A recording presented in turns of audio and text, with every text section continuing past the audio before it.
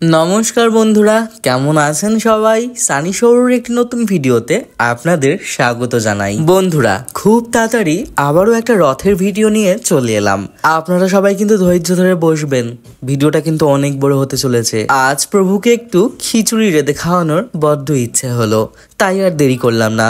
বৌদিকে বললাম, তুই তাড়াতাড়ি করে জোগাড় করে দে, আমি বসিয়ে দিই রান্নাটা। বৌদি আমার কথা মতো সকাল সকাল প্রস্তুতি নিয়ে ফেলেছে ভগবানের সেবায়। আর দেরি কিসের, চলুন বৌদি সবজিগুলো কাটুক। আর ঝটপট আপনারা বলে দিন তো, আপনারা কেমন আছেন? ভালো আছেন তো? আর কে কোথা থেকে দেখছেন অবশ্যই বলবেন। আজ কিন্তু রিভিউ করব, কে কোথা থেকে দেখেন আমাকে যারা যারা জানিয়েছেন তাদের জায়গার শহরের নামগুলো আমি আজকে রিভিউ করব ভিডিওর মাধ্যমেই। তাহলে চলুন ভিডিওটা শুরু করা যাক। আর বলবেন না, ব্যাটারিটার হাত কেটে গেছে, তার উপরে এত কাজের প্রেশার। জল ঘাটা হয় না, ওর জন্য একদমই শোকাচ্ছে না হাতটা। আমি সেদিনকার আবার ধরলাম হাতটা, আমি বলি, দেখি তো কি হয়েছে তোর, কি এমন হয়েছে যার জন্য তুই খেতে পর্যন্ত পাচ্ছিস না। আপনারা হয়তো খেয়ালই করছেন বৌদির হাতে ব্যান্ডেজ করা। আসলে কাজ করতে করতে ওরা একটু হাতে চোট পেয়েছিল, যার জন্য হাতটা ব্যান্ডেজ করে রাখতে হয়। আর পুজোর জন্য এত জলঠল ঘাটাঘাটি যেহেতু, তার জন্য হাতটা শোকাচ্ছিল না। আমি কেবল একদিন ভালো করে ড্রেসিং করে ভালো করে আষ্টে পিষ্টে মলম লাগিয়ে দিয়েছি, ব্যাস। পরের দিন একদম খটখটে শুকিয়ে গেছে, এখন ভালো মতো খেতে পারে। আর বলে, কতদিন পর শান্তিতে খেতে পারলাম নিজের হাত দিয়ে। আমি ভাবি যে এটা তোর শ্বশুর বাড়ি, বাপের বাড়ি হলে না হয় নিজের মা তোকে খাইয়ে দিত, যতই হোক শাশুড়ি কি আর খাইয়ে দেবে? যেই শাশুড়ির কথা আমি বলছি সেই শাশুড়ি কিন্তু আমারই মা হয়, ঠিক আছে? তবুও বাস্তবটা বললাম। যাই হোক, তো বৌদি সবজিগুলো কাটাকুটি করছে আর আমি বৌদির পাশে এসে বসলাম মশলাগুলো বেটে দেওয়ার জন্য। আসলে ওর হাতে একটু ব্যথা ছিল, যার জন্য বাটাবুচিটা একদমই করতে পারতো না, তাই আমি বৌদির হয়ে হেল্প করতে এলাম বৌদিকে। আসলে আমাদের মিক্সি গ্রাইন্ডারটা খারাপ হয়ে গেছে, যার ফলে শিলটা ব্যবহার হচ্ছে, না হলে শিলটা একদমই ব্যবহার হতো না, আমাদের মিক্সিতেই সব করে নিতাম। আসলে কাজু পোস্ত বাটা সব রকম প্রচুর বাটা হতো, তো তাই মিক্সি গ্রাইন্ডারটা ব্যবহার হতো। কিন্তু মিক্সি গ্রাইন্ডারটা এমন সময় খারাপ হলো যে 9 দিন ভোর ভোগান্তির আর শেষ থাকবে না। সত্যি বাটাবুটি খুবই ঝামেলার কাজ। যাই হোক, তো আমি চেষ্টা করলাম বৌদির কাজটা আমি করে দেওয়ার। তো বাটাবুটি আমি শুরু করে ফেলেছি বৌদির পাশে বসেই। আমি আসতে তার আবার প্রবলেমও হয়েছিল, আমি কেন হাফ প্যান্ট পরে এলাম পুজোর কাজ করতে। আমি বলছি, ওরে হাফ প্যান্ট তো পরে আছি, কিন্তু যখন ভোগে বসবো তখন তো অবশ্যই আমি ধুতি পরবো। এখন তো জোগাড় চলছে, তাই না? কি বলবো বলুন তো, কে বোঝাবে এদেরকে?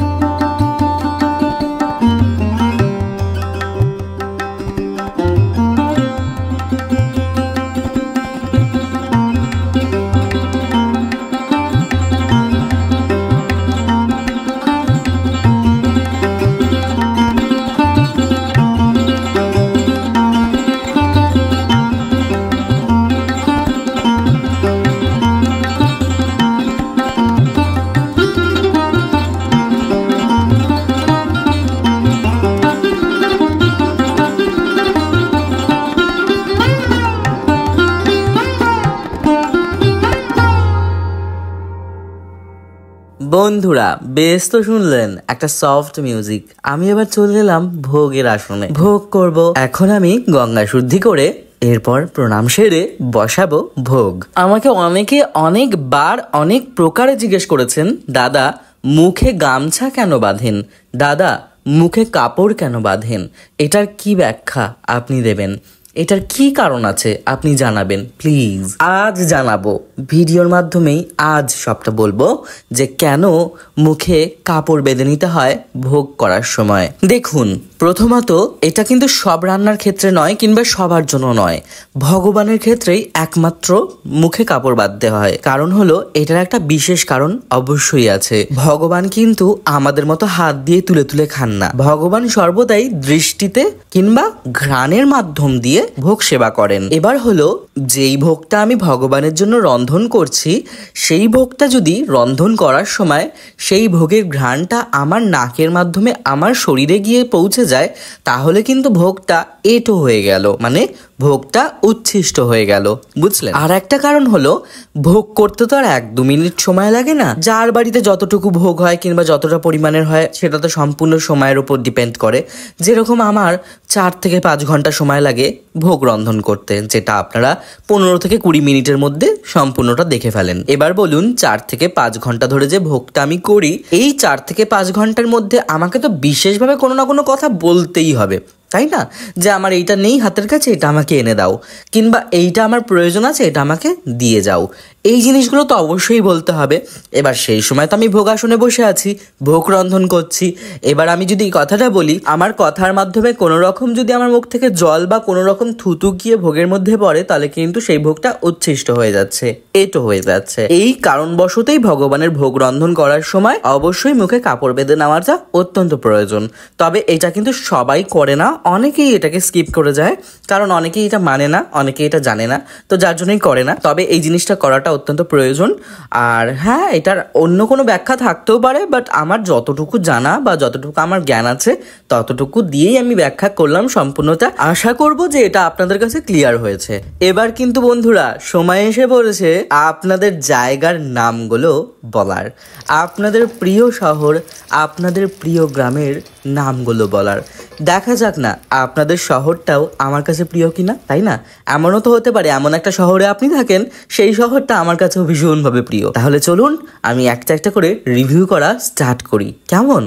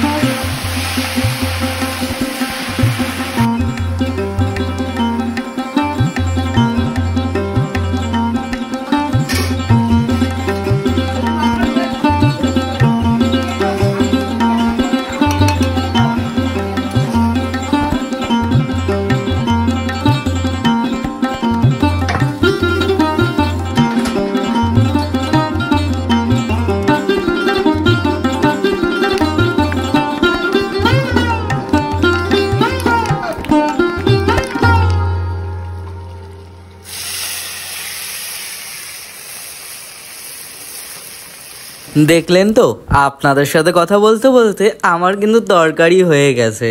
বন্ধুরা, আপনারা ভগবানের জন্য কিংবা নিজেদের জন্য খিচুড়ির সাথে তো 5 মিশালি বা 7 মিশালি তরকারি করেই থাকেন, তাই তো? কিন্তু আমার মতো একদিন এরকম ভাবে তরকারি করে দেখবেন, অত্যন্ত সুস্বাদু একটা রান্না, যা বিশ্বাস রেখে আমার উপরে আপনারা বাড়িতে ট্রাই করতেই পারেন। অপূর্ব সুন্দর হবে আর ঘ্রাণটাও অপূর্ব সুন্দর হবে।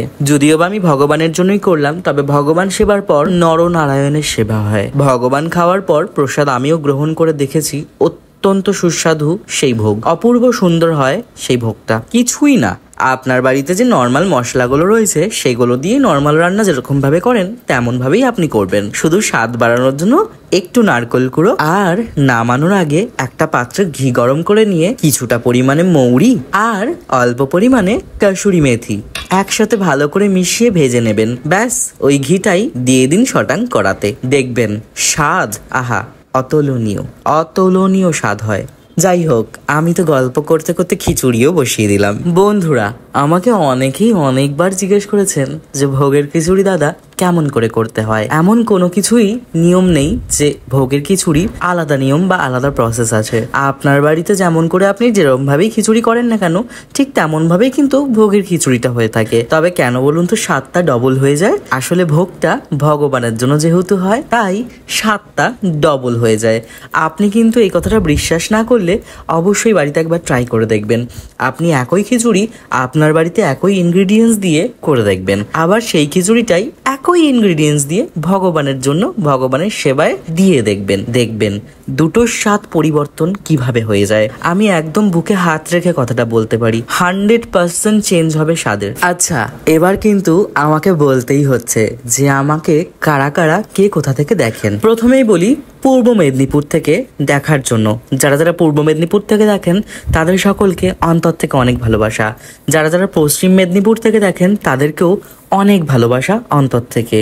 বাঁকুড়া জেলা থেকে যারা যারা দেখেন তাদেরকেও অনেক ভালোবাসা অন্তর থেকে। দিনহাটা, মাথাভাঙা, গুয়াহাটি, আসাম থেকে যারা যারা দেখেন তাদের সকলকেও রইল অন্তর থেকে অনেক ভালোবাসা। কোচবিহার, জলপাইগুড়ি, ময়নাগুড়ি, ধূপগুড়ি, ফলাকাটা, মালদা, ফারাক্কা যারা যারা এই জায়গাগুলো থেকে দেখেন তাদের সকলকেও রইল অনেক ভালোবাসা অন্তর থেকে। ত্রিপুরা, বাগেরহাট, ফুলেশ্বর, উলুবেড়িয়া থেকে যারা যারা দেখেন তাদের সকলকেও রইল অন্তর থেকে অনেক ভালোবাসা। হাওড়া, শিবপুর, শালখিয়া, বাউরিয়া, নলপুর থেকে যারা যারা দেখেন তাদের সকলকেও অন্তর থেকে অনেক ভালোবাসা রইল আমার তরফ থেকে। পৈলেন, নামখানা, কাকদ্বীপ, পাথর প্রতিমা, আমতলা থেকে যারা যারা দেখেন তাদের সকলকেও অনেক ভালোবাসা রইল আমার তরফ থেকে। আর কোনো জায়গার নাম কি মনে পড়ছে? আপনারা কিন্তু বলে যাবেন, ঠিক আছে? যাই হোক, যাদের জায়গার নামগুলো একদম মনে করে বলতে পারলাম না আমায় ক্ষমা করবেন, পরের বার বলবো, কেমন? আসলে ভিডিওটাও একদম শেষের দিকে, কি করব বলুন তো, সময় গোলাতে পারছি না, তাই না? গল্প করতে করতে তো ভিডিওটার শেষ পর্যায়ে এসেই গেলাম। কেমন লাগলো আপনাদের আজকের ভিডিওটা অবশ্যই কিন্তু কমেন্ট করে জানাতে ভুলবেন না। আপনাদের কমেন্ট পাওয়ার জন্য কিন্তু আমি অগ্রিম অপেক্ষায় বসে থাকি, অতএব অবশ্যই কমেন্ট করবেন। আমি বিরক্ত হই না, বরং আমি ভীষণ খুশি হই। আমার খুব ভালো লাগে আপনাদের মিষ্টি মিষ্টি কমেন্টগুলো আমার পড়তে। অনেক ভালোবাসা, অনেক ধন্যবাদ। আবার দেখা হবে পরের ভিডিওতে। ভালো থাকবেন, সুস্থ থাকবেন।